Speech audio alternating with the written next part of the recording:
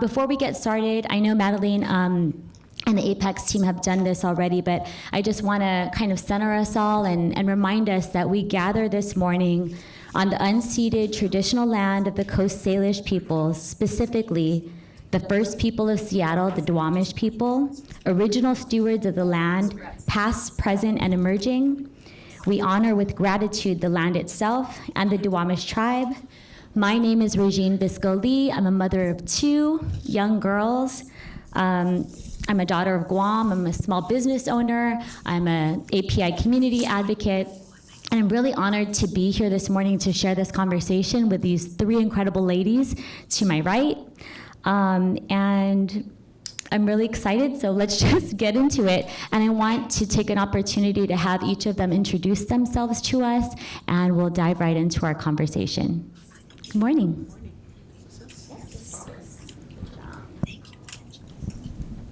Can you hear me? Awesome. Don't mind me, this Islander girl's adjusting to this chair. 6 kids holding up this chair. But good morning. Good morning by way of San Francisco, and also from 2 islands that represent my Samoan heritage. I recently, a few years ago, became a high chief, so I'm gonna add that to my name. So my name is Papali'i Manufou Liaiga-Anoa. I am a grateful wife of a high chief, and I'm also the mother of 6 incredible, crazy, faith-stretching children. And I'm also one of 22, which has really built a wealth of information in this small brain of mine that has allowed me to sit in platforms such as today that gives me such a diverse lens of how we enter into spaces and represent. For the past 10 years, I've served as an elected official as a school board trustee on Jefferson Elementary School District. Triggering word when someone says, you're the first. So I am the first that has served and still the highest vote getter. And the city that this district belongs to is Daly City. So if you're in San Francisco, you've got to pass, yes. If you're in San Francisco, you've got to pass Daly City to get to the airport. So you'll always pass my city. I raised my children there, but I'm a proud product of public education. And my youngest daughter is autistic, which is one of the main reasons why I jumped into this field. And I bring up being the first because I'm hearing great stories and inspiration from the women that spoke earlier. But I've sat on many commissions as a Commission on Status of Women, First 5 Commission currently, and a lot of boards, and those spaces do not reflect my representation or my heritage. So I'm deeply honored to sit amongst giants in many fields this morning, and I look forward to the conversation. And in my language, I say talofa, and I also say thank you, fa'aftaitele. Well, good morning, everyone. I'm Kristin. I am the Commission President at the Port of Tacoma and the co-chair of the Northwest Seaport Alliance. People wonder, what is that? Well, that is the alliance between the ports of Seattle and Tacoma with regards to marine cargo. We're one of the largest gateways in North America. And I am the first person of color, not even anything else, elected to this particular commission, and with the historical endorsement of the Puyallup tribe. And that is about allyship. Because, you know, tribes have always been in conflict with some of the economic development and ports in our country, and that was important for our region. I would say I'm also on the advisory board of the Washington Council of International Trade.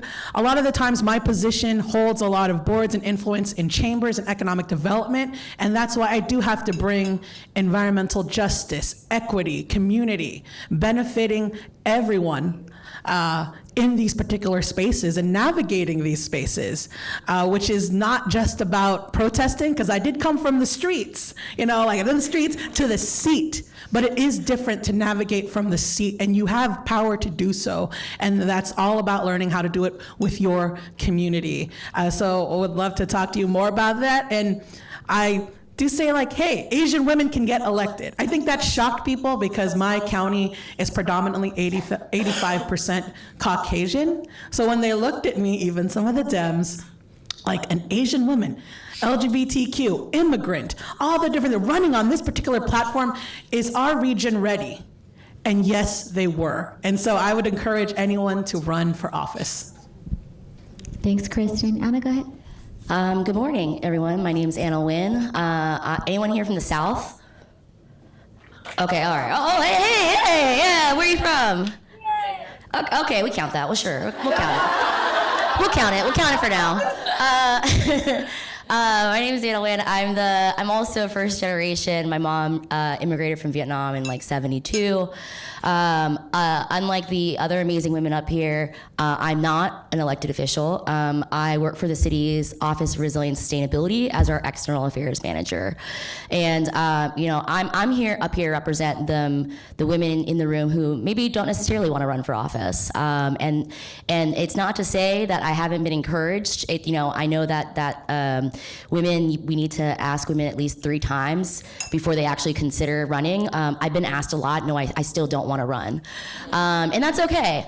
I've been working in city government now for over 7 years in various different spaces. So I started off working for a city councilwoman, doing her communications and outreach for 3 years, and I thought, wow, this is amazing. I want to help elect more people like this woman who, is in the community and trying to advocate. We need to elect more people like her, right? And then so I worked in campaigns for 3 years. I did field, I did data, I did campaign management. And being in New Orleans, it's not really a space where, we do have Vietnamese population in New Orleans. It's about 3%. But when we're talking about government, we're talking about politics, it's generally very much a conversation around, being black, being white. It wasn't until I actually met Madeline. She happened to be coming in town, and my friend Nguyen was like, hey, I've got this badass Vietnamese lady who's coming to town, and she works in DC. And I'm like, tell me more. And they're like, all right, cool. So she's a badass powerhouse fundraiser for the DNC. She's worked for all these amazing candidates across the board. She represents APAICS, and if you want to meet with her, I can set that up. I was like, hell yeah, I do.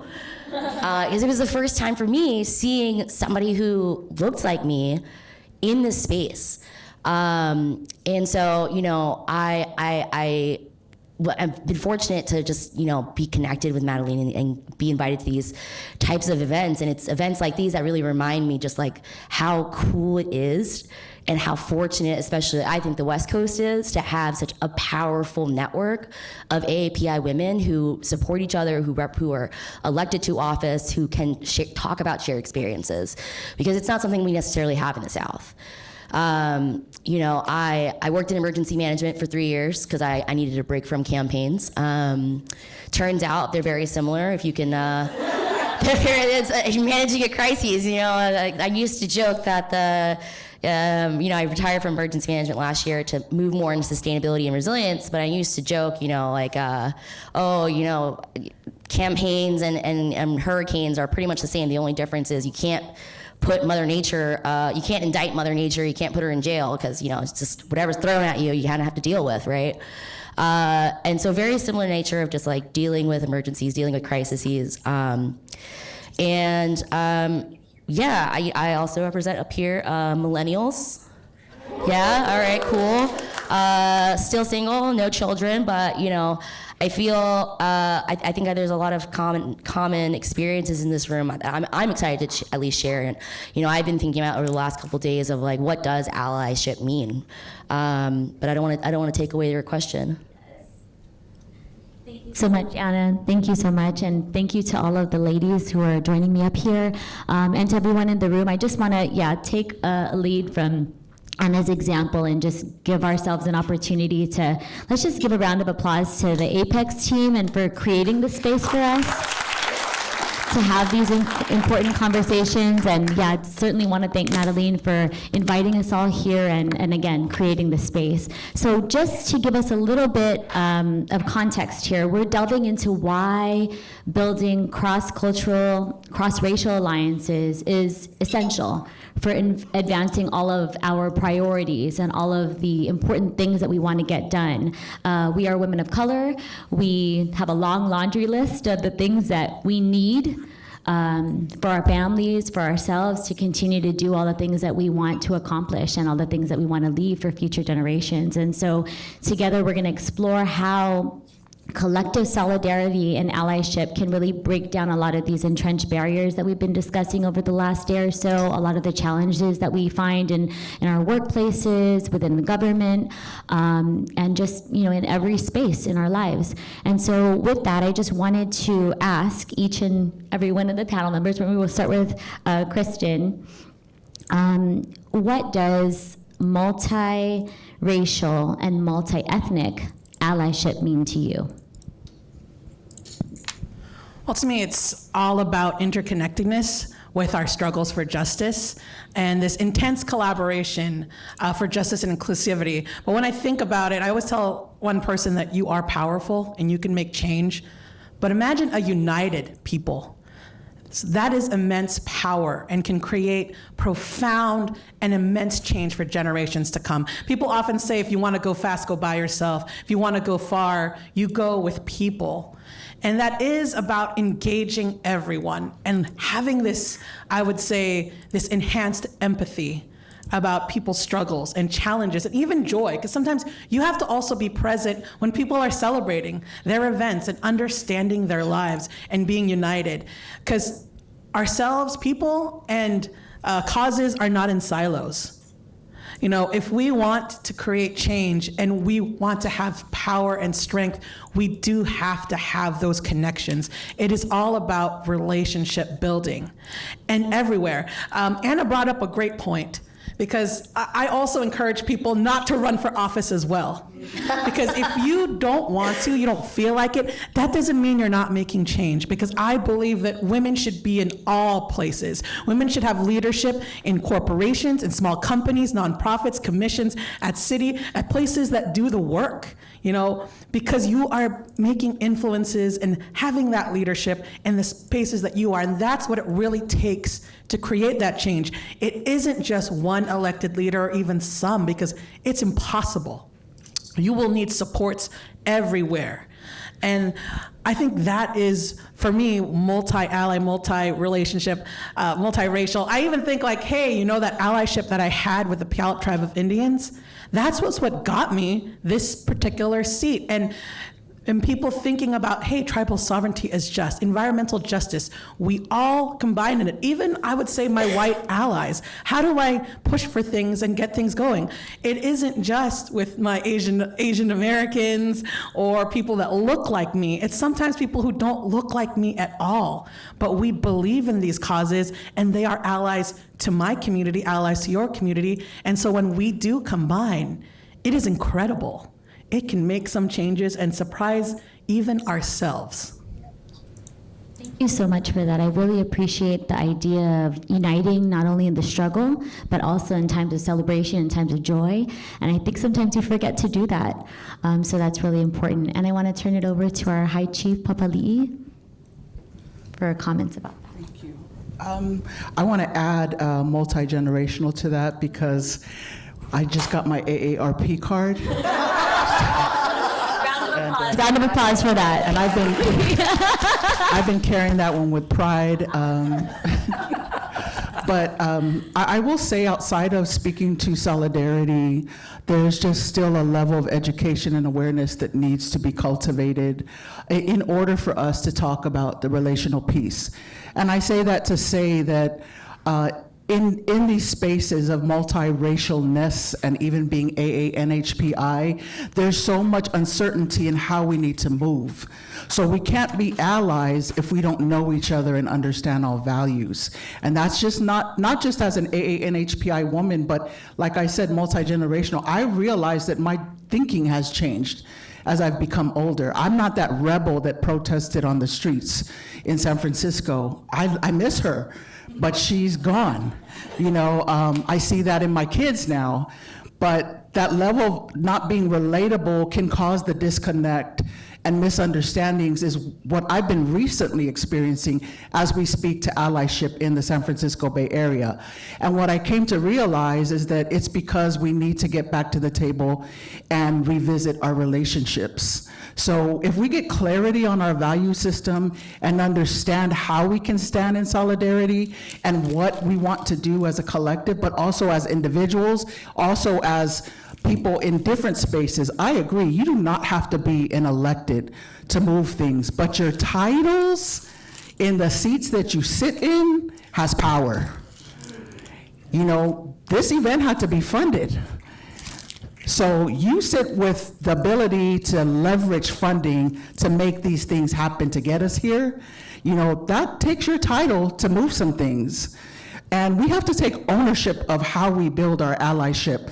And that's like revisiting our tool set, our toolbox, and saying, yeah, I know my worth, I know my value, but we come from a community that doesn't promote that.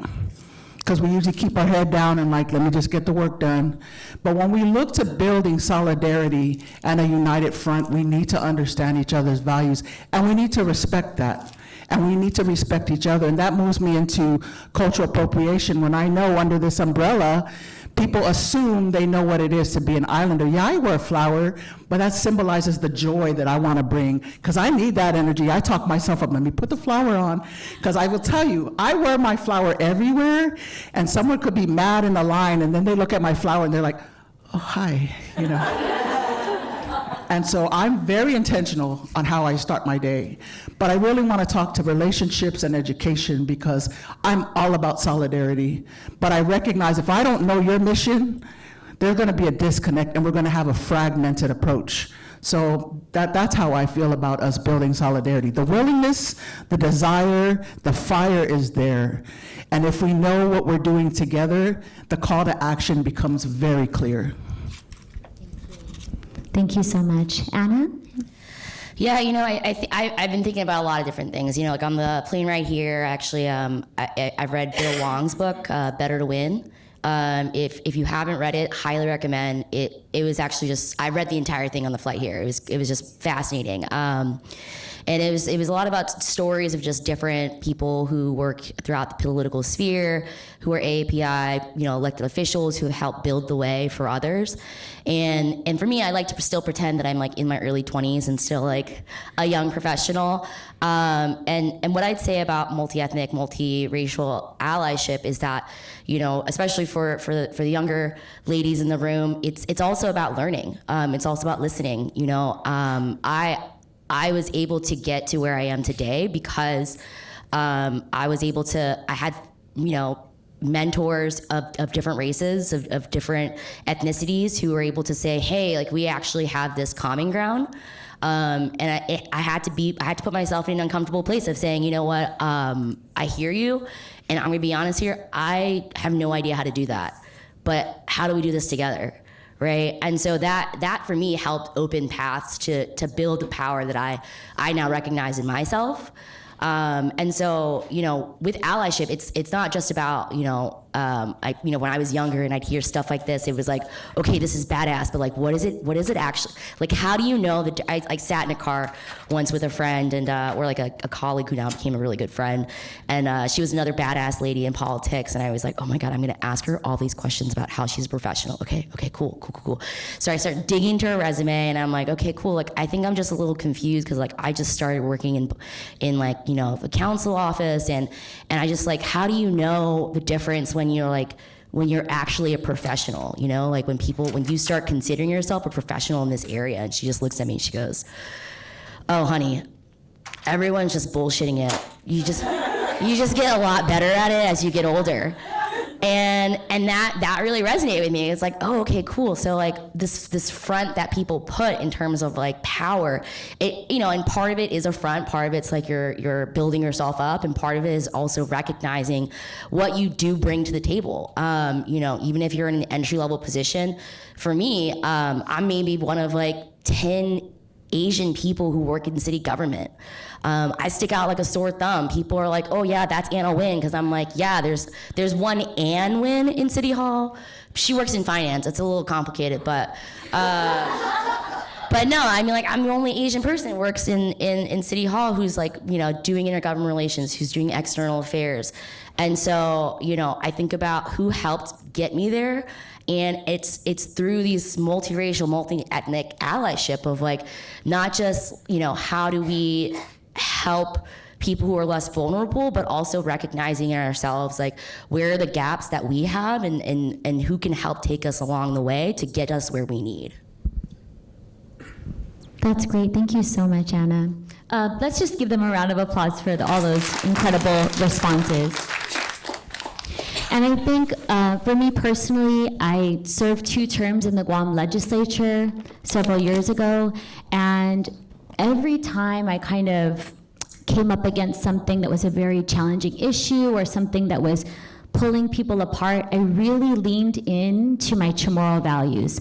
And there are a list of things that we as Chamorro people really bring to the forefront in our community. Things like inafa malik, which in my language means to make things good. And I think we all have some aspect of that in our cultures.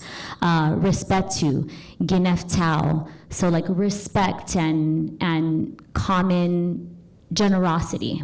So all of those things kind of lend themselves to allyship and to kind of building coalitions and making things good amongst people who wouldn't necessarily, you know, be on the same page, but trying to look ahead and figure out what it is that we're trying to get to together and what is going to be in the best, most common good.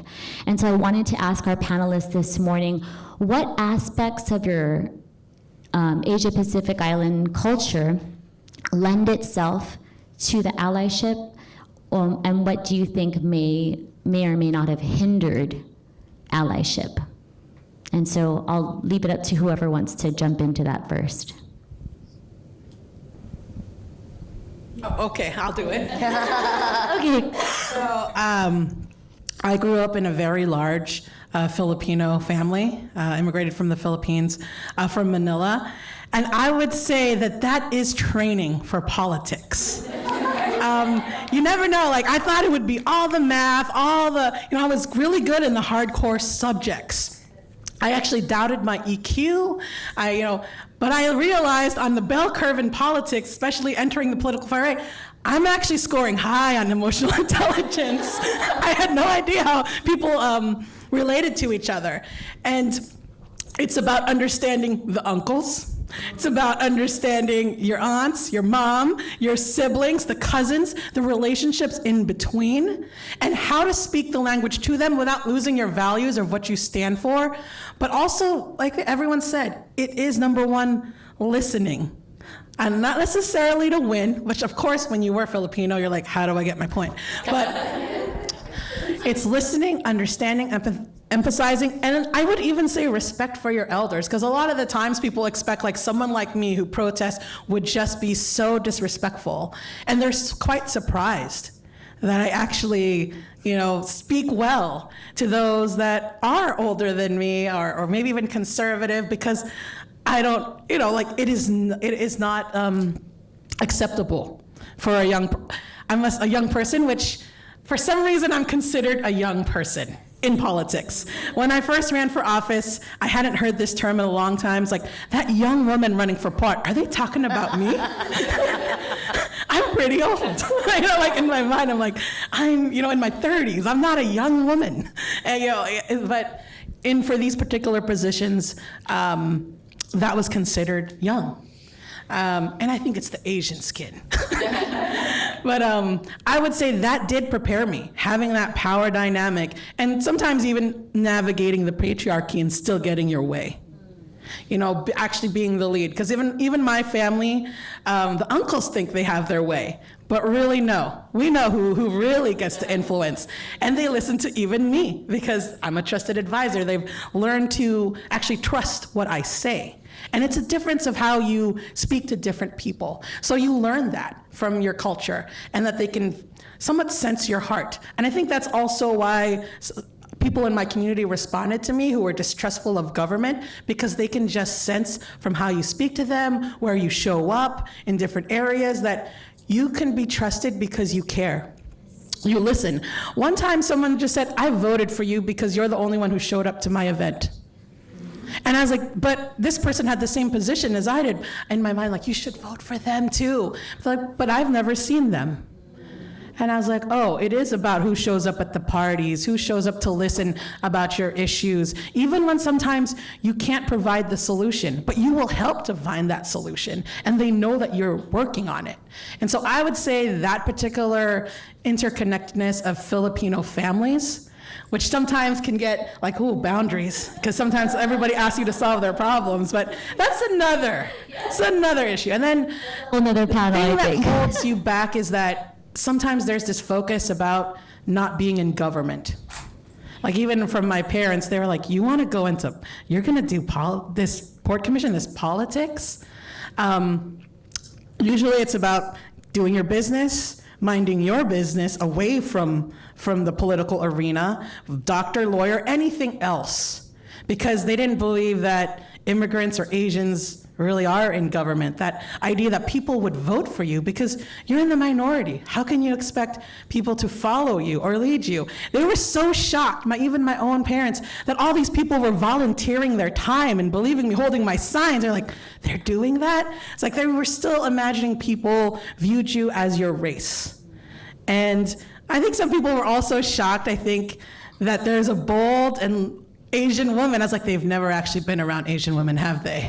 Like, aunties. My brother was like, yeah, they thought they were getting maybe MLK, they got Malcolm X. But even that particular reference, our reference was Black American leaders, right? And like, there was no education about, what about the Asian American leaders in our history? There was a lot in the labor movement. I see two right here. That's not really taught to us, that, hey, this is a pathway for you. You can be in government. You can do great work. You can influence, whether as an elected or working in government. That wasn't emphasized as a pathway in our community at all. Yeah, I'll add and just say, I think piggybacking off of that last statement of it's not really emphasized to us. My mom actively tried to get me to get out of it. I was thinking of law school and college, and she's like, "Are you sure you want to do that? Because we don't know anybody who's a lawyer and Asian. We know plenty of people who are pharmacists, who are doctors, who are engineers. Are you sure? I'll send you to pharmacy school. It's not too late. Do you want to go to pharmacy school? No, Mom, I don't want to go to pharmacy school. Hey, I want to do politics. That just sounds scary. I don't like that. I don't. And so not only do you have this, and we are community, API communities build off of those connections, right? We became so successful with Vietnamese women became so successful with nail salons because it was about, hey, how do we get our sisters and brothers over here, and what kind of profession can give them financial wealth, can give them financial access? Oh, nail salons, great. Well, we know how to do that. We just got to train them how to do that, right? And it grew and it grew and it grew. That can be the same for government and politics. We just have to tackle it with that mindset. I'll also piggyback and say that just my background, just the very nature of looking like an Asian woman has been, I would say, a double-edged sword. And I say that because, and I'll say it starts with the areas where it's given me opportunity and strength. It's because I'm not white, or because I'm not Black, right? It has opened me into people have welcomed me more into conversations that may not have necessarily included me if I were white or Black, right? I used to think when I was younger, I used to joke and say I'm like a chameleon.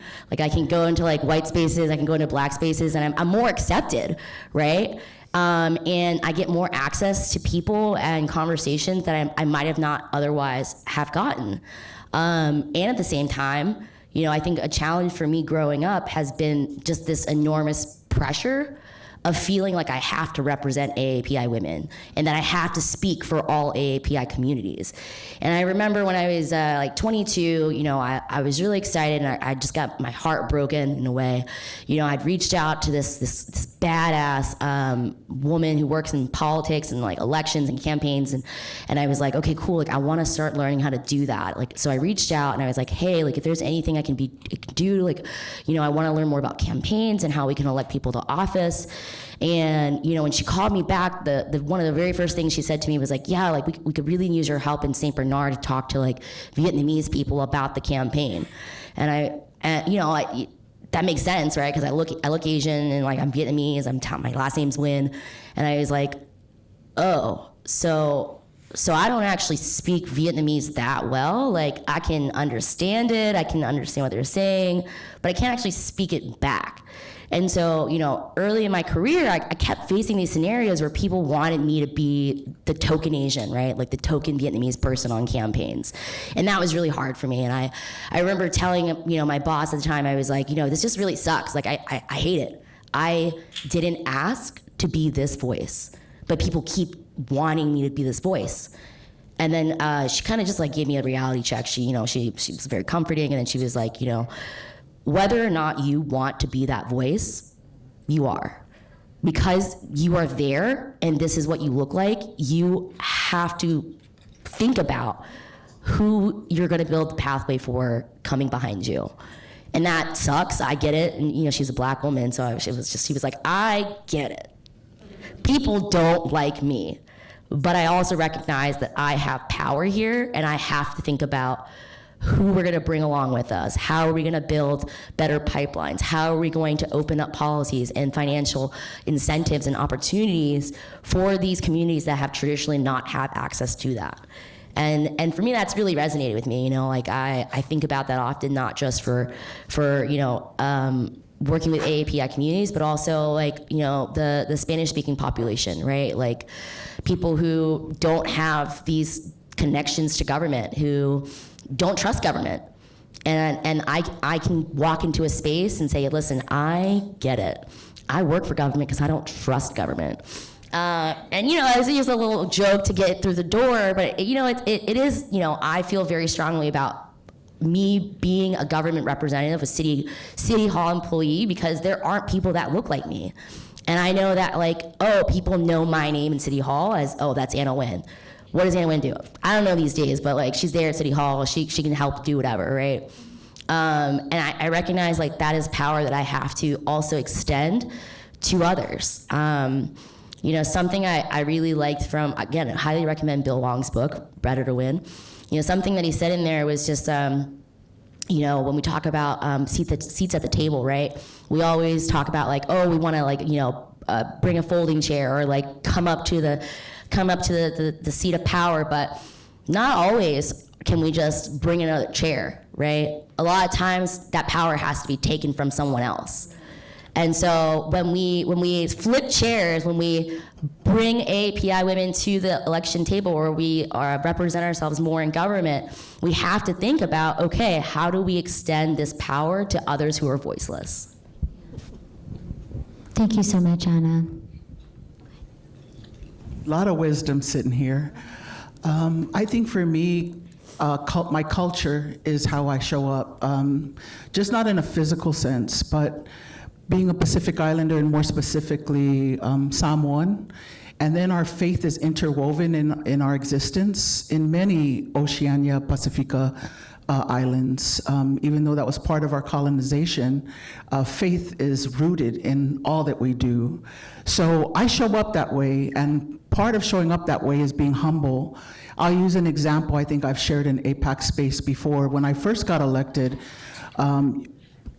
city councils, organizations of government bodies are reorganized usually during that time. So they vote for either the mayor, vice mayor at a council level, and then on the school board level, they'll vote for president or vice president. So I immediately was nominated to be the president. Mind you, I just got sworn in, but the woman that wanted to be president was a long-serving white woman who, we've had some talks. I really think she was well-intended in why she sat in this seat, but she lost her mind when they nominated me. She literally lost her mind. She physically started spewing words that were inappropriate. Mind you, our meetings are live. We were on YouTube. And you have a city hall that's packed with about... There's a link after this. Yeah, City Hall's packed with people of color that were there to celebrate. We talk about celebrating. So they were there to celebrate my win because it was their win. But she couldn't handle that I was nominated to be the next president. But my culture, we recognize our place. She was an elder. So immediately there's a level of reverence from where I sit. I respect her as an elder. I also know my place of service. Servant leadership is embedded in who I am. It's part of my Samoan-ness. I know that the title is great, but I will always be in servitude. So those are the two things that rose to the top as this woman was sitting to my left losing her mind. And the then president that nominated me was adamant about making sure that she didn't get the seat. But the first thing I did was I withdrew my name. And I said, I do not need a title to do this job. She wants it so much, I think we should give it to her. She barely got the votes to get the seat, but I gave the eye, like, let's get her the seat, you know, and that's how I show up. And that's humility in my culture, understanding my role, and that it would not diminish the work that I do and how I represent. She wanted the title. I didn't need it. I still don't need it, but I recognize the importance of it. The other thing is I think that, you know, our culture is just such an important, unique way of how we occupy space. You know, we respect our elders, and it might be a senior legislator that is disrespecting us, but we still show respect.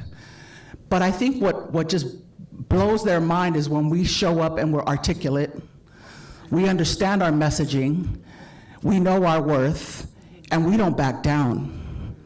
But we'll still respect them in the seat that they sit in. For me, that's me being Samoan, you know, but I know my value. And so I share that to say that we also see that common sense is no longer common. You know, so for me culturally, I'm like, you don't get it. And I have to remind myself that that's who I am. That's not who they are. But if I continue to show and model that example in my leadership, I think it'll allow people to get to know my community better and value that, yes, I may show you respect, my voice may not be as loud, but my impact and my action will be recognized, because that's how I move. And I love what you said about it's important to show up, because in my culture there's a proverb called, it's our Latino. Your presence, your body is important. So when we have funerals, weddings, celebrations, you may have nothing to give. You may not have a gift for the new couple or food to bring, but your presence is everything, is everything. So I ran for city council my last time sitting on the mic. I didn't win, but the current mayor at the time, just a few months ago, in that election has resigned. So his seat became available. This was six months ago. So the right thing in my mind, I was the next vote getter. I asked the city council to go ahead and not run a special election, but allow me to occupy the seat. Hundreds of people showed up and asked them to do that. That didn't fly. Long story short, they ended up doing they opened it up for appointment. 37 of us applied, 25 showed up, and it was an order to speak and be interviewed. I was number 2. The first person that was about to be interviewed saw me and left. I spoke, 10 people behind me withdrew their names that day. And the reason why I share this is because I showed up as me. People knew my values. It wasn't just my brown skin. We can be seen beyond our ethnicity when people understand how we show up and represent. And I believe that's what we're building. What's special is who we are and who we look like and where we come from. That is the higher level of representation that we bring in these circles. That's a treat for them that we give them. That's how I see it. That's how I see it. Well, I say that to say that they didn't just look at me as a Pacific Islander, they recognized my leadership. And that's why they withdrew. They're like, we want her to be the next city council person, not because she's Samoan, but because she can do the damn job. And that's what they said when they withdrew that night. I'm still fighting for that seat, but I say that to say, don't diminish your representation. Don't try to fit in the boxes that this system continues to try to push us in. That's when you're not using the seat at the table appropriately. It's not about the seat anymore. I think we're past that. It's you occupying the seat and doing nothing. You better ask yourself that. Don't just sit in that seat. You better make sure you occupy that seat and you light that fire. And then after that, mentor the next person up. Don't just get ready to leave and like, I'm out, because then that's an injustice. You've got to already plan. We got to look at succession planning. Who's next? Who's next? Work with them, work on them, send them to APAICS. That's what we need to be building, the next generation of leaders. Amen. Yeah, you just gave me chills. It's not yet Sunday, but she took us to church with that one. Can I just get an idea of how much time we have? Should we? About 20 minutes? Okay. I do want to open up the floor to some Q&A, but I just want to thank you so much for sharing. That was so much great information, lots of little bits of wisdom I'm going to be sticking in my pocket and bringing home with me. So I really want to thank you all for that. And then Kristin, I did want to say both of my grandfathers are Filipino. And so there's so much of that aspect and also just kind of dealing with a lot of Filipino uncles and aunties and learning how to move forward respectfully, even though we really, really disagree on some fundamental policy and personal and individual, just the way I live my life, you know?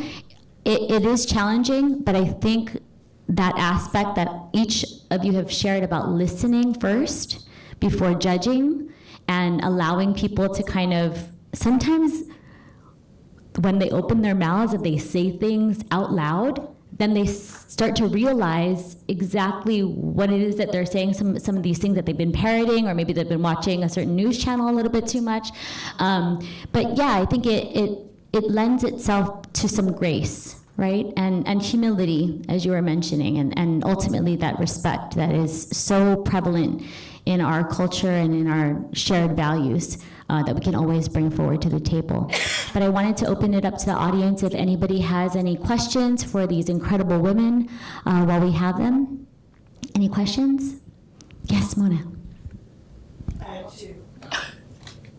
Get for the mic. There you go. Okay, hi everyone. It's Hi. really lovely to be here again. Lovely to see you, and of course, Kristin, we've known each other for years. I have two questions. The first is, how do we get millennials and Gen Zs that are old enough to vote? And the second is, what's bringing you joy or hope these days? I think for me, so I'm a millennial, loud and proud. I think it's about, I mean, again, it goes back to listening, right? Like, how do we bring Gen Z to the table? It's like, what do they have to say? Like, what, and in some ways, you know, I think, and I do this too, and you know, I think it's a matter of knowing when you're listening and like trying to figure out, okay, like, is this really about me, or what is it that they're actually trying to say? And this is something that, you know, folks who joined my management workshop yesterday, we talked a little bit about. You know, a lot of times when I get feedback, I took it personally, right? And I would get defensive and just like want to counter that. It's just like, why are you even saying this? Like, do you even understand how hard this was, right? And then when I'd stop to think, I was like, actually, okay, wait, this isn't about me. They're just sharing their thoughts because I literally asked them to. And so what are they actually trying to say here? I think that we are going off playbooks that we have used a lot in the past, and a lot of times they've been successful. And I think it's worth reevaluating whether that playbook's still successful, right? Like, you know, talking for me, thinking about like hurricanes, like New Orleans, we deal with hurricanes all the time. We've been doing it for forever. And you know, with climate change, we're seeing hurricanes come at us differently. And we have to first recognize that and then be willing to reassess the processes in which we're doing things. And so, you know, I think it's admirable for the representatives and the electeds who are in the room and fighting hard in the legislatures. Like, God bless you all, because that is hard work. But it's needed, right? Because we see that these processes haven't worked, and that they need to change if we want it to keep succeeding. If we want for everyone to thrive, we have to really reevaluate how we do these things. I think for me, what gives me hope is, well, first, this room. It's honestly just such a helpful reminder every time I come to this space and just see such cool, badass women all throughout different sectors. Like we're not, pigeonholed into a specific space like other races or other ethnicities might think that we do. And so it's like very validating to know that like, okay, cool, like I'm not just this black sheep in the South, right? Like there are other badass women doing badass things all throughout government.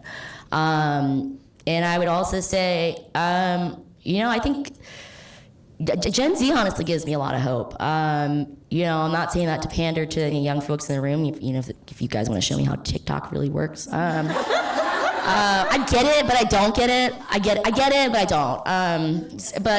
No, I think that especially because of COVID and climate and a lot of these things, there's just a lot of ways that Gen Z is looking at these issues and problems, and I might not always agree with where they're going with things. Like I don't agree with Snapchat, but here we are.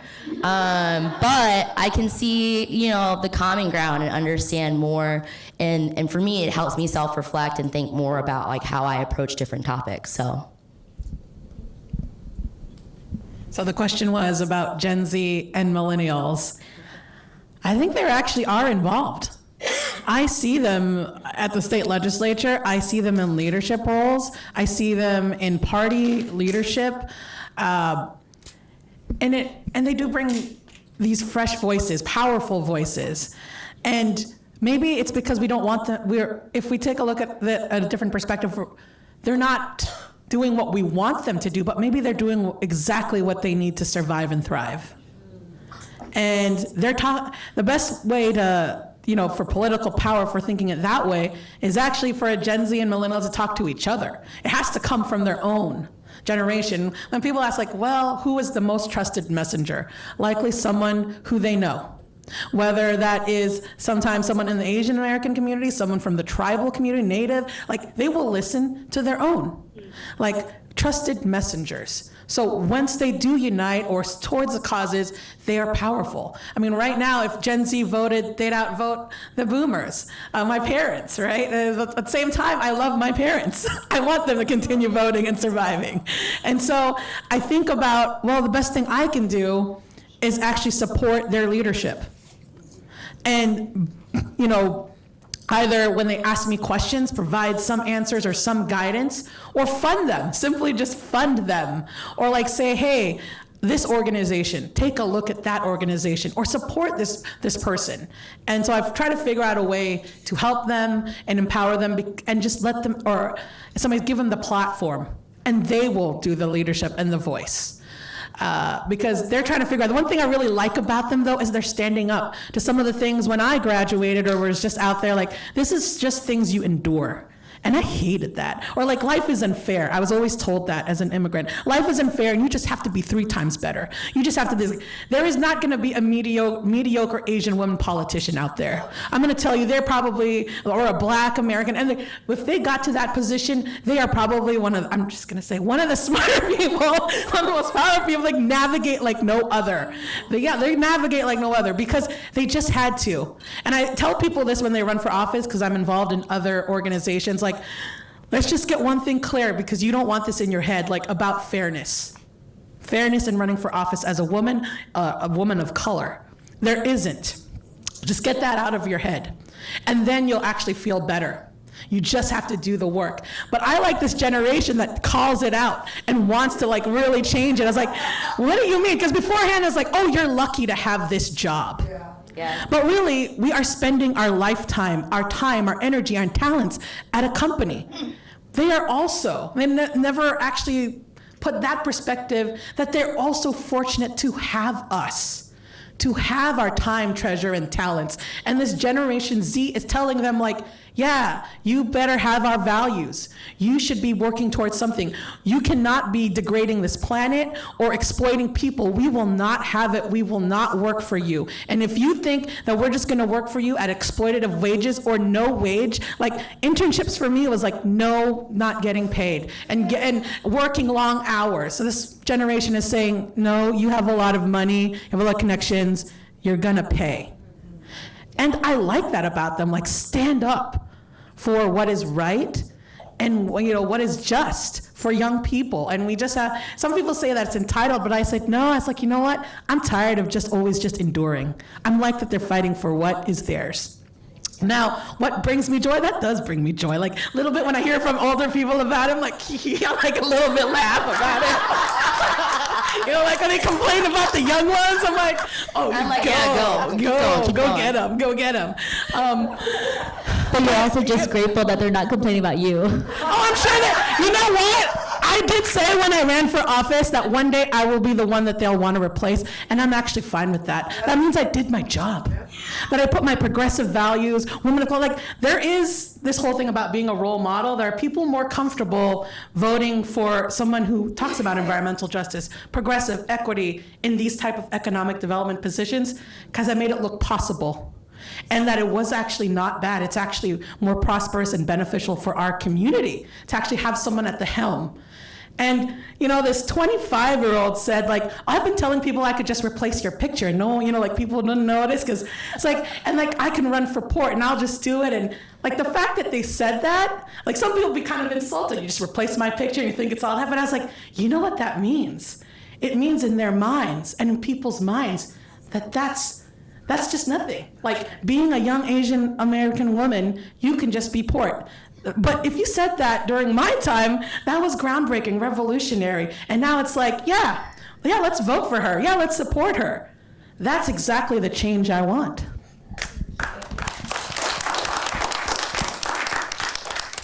The AARP person's coming out in me. Let's see your card. I will share my card. Tell me where the discounts are before I leave.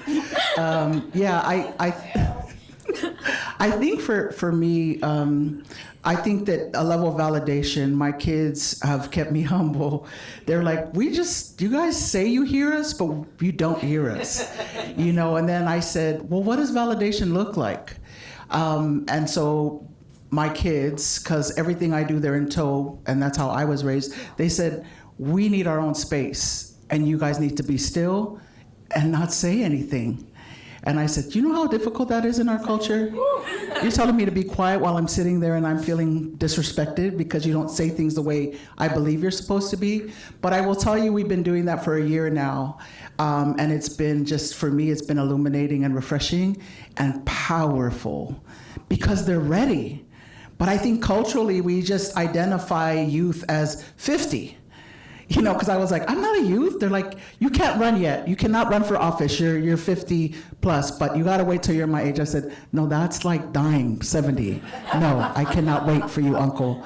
And I say that to say that they seek the validation that we did once, and we're not giving it to them. We're not. And we say we are, but we're not. So I say that, move out of the way. That's what I've told myself. And be quiet. Someone told me that Lua Pritchard, who's an icon here, sat on a meeting just a few days ago, and everyone kept looking at her like, is she gonna say something? And she didn't.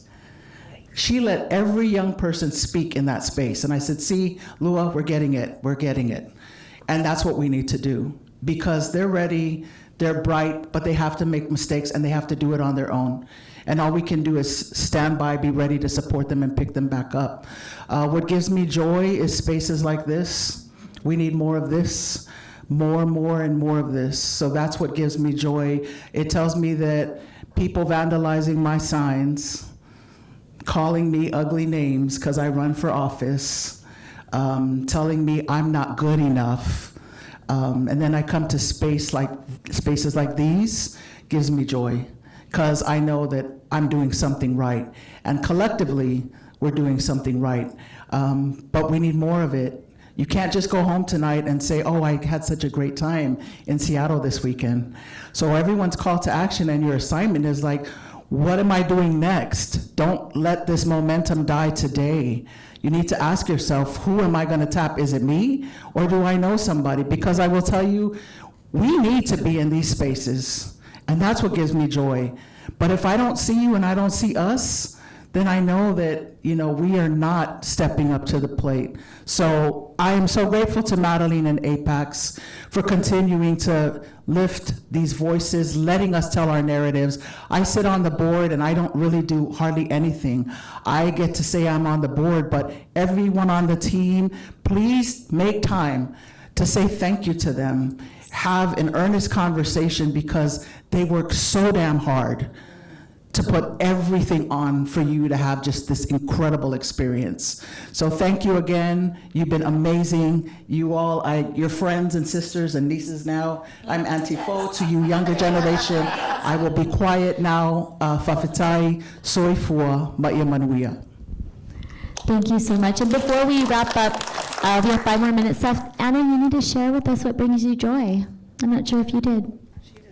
I think I did. Oh, Gen Z. Oh, Gen Z. Yeah. I'll also, I'm just gonna piggyback. Also, like Gen Zs, they ask a lot of these great questions, and it's helped me. I think honestly, managing Gen Z staff has actually helped me become a better manager. I think we are actually a lot more open about mental health in the workplace now because of Gen Z, right? It's like when as we gone to spaces of power, we were always told this is the way it's always done. This is the way it's always done, right? And at the time, we thought it sucked, right? And now we're in positions of power, and it's like, okay, cool. Now I'm telling my Gen Z staff, like, hey, this is the way it's always done. And then they're like, okay, but why? And I'm like, wait, you're right. Why are we doing it that way?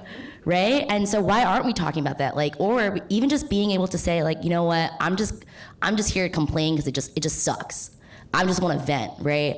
And allowing that space and being able to talk about that is so validating that a lot of times for me, I think as Asian women, we are used to fixing and solving and doing, and just having different staff of different ethnicities, of genders, of different age has really helped me to kind of think about, hey, sometimes I don't have to just do something. Sometimes my job here is just to listen. They just want to talk. They just want to be heard. They just want to feel like they're not crazy from that experience that they just had because it was really shitty. And I think it's been helpful for me to grow as a manager and helpful for me to think about how do I advocate for myself? Because it is important. Allyship doesn't exist if you are compromising yourself. If you're giving away to the values that you have, it's no longer allyship, right? It's about recognizing the common ground we have. It's about recognizing the differences that we have, respecting those differences, and allowing space to figure out where can we grow together. Well, I'll say that I'm super inspired, super uplifted after this conversation. I'm just so grateful to APAICS and to all of you for being a part of it. That certainly brings me a lot of joy. I'm looking forward to all the conversations that we'll continue to have throughout the rest of this day. And we'll go ahead and wrap up, but I think we'll take a quick photo, group photo. Thank you, everybody.